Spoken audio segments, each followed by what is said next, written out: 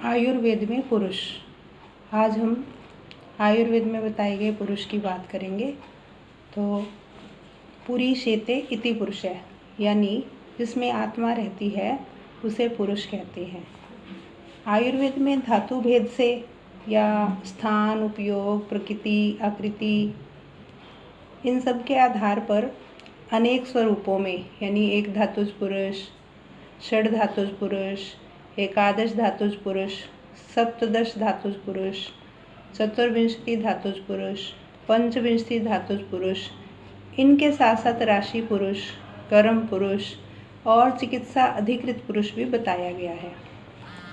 तो सबसे पहले है पुरुष शब्द की निरुक्ति। पुरी शरीरे शेते इति पुरुष है, यानी पुर जो शब्द है वो पुर अग्रगमने धातु से बना है, जिसका रूप क्रिया से लिया जाता है, यानी जिसका गमन एक देह से दूसरे देह में, एक लोक से दूसरे लोक में होता है, उसे पुरुष कहा गया है।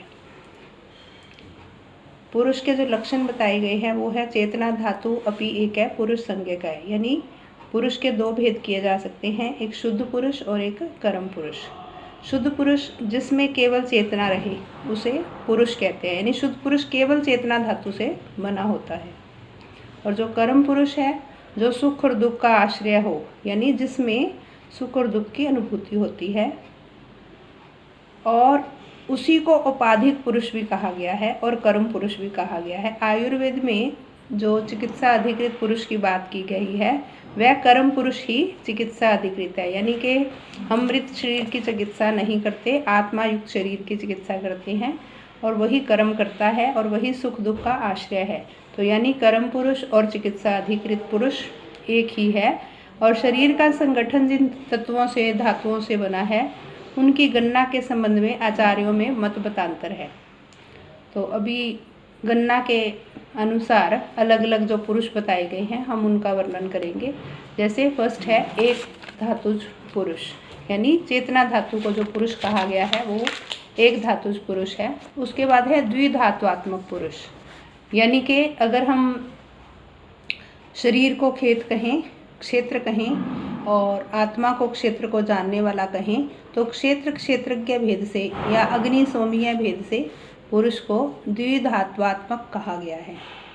उसके बाद है त्रिधात्वात्मक पुरुष, जिसमें वात पित्त कफ या सत्वरजतम त्रिगुण या त्रिदोष के रूप में रहते हैं, या त्रिदंड रूप में शरीर, इंद्रिय और आत्मा के साथ जो पुरुष है उसे त्रिधात्वात्मक पुरुष कहा गया है।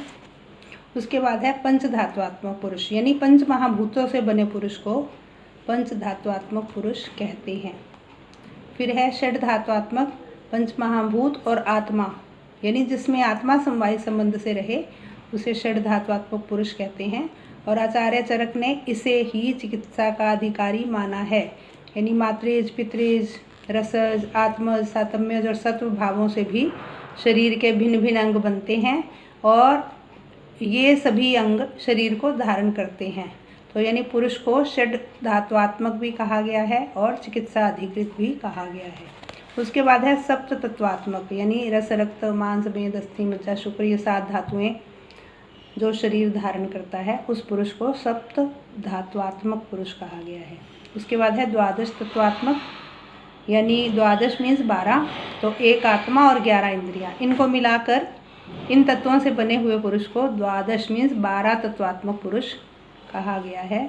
तो जो 11 इंद्रियां हैं उनमें 5 ज्ञान इंद्रियां, 5 कर्म इंद्रियां और 1 मन आता है। तो यानी 11 इंद्रियां और आत्मा से बने शरीर को, पुरुष को द्वादश तत्वात्मक पुरुष कहा गया है।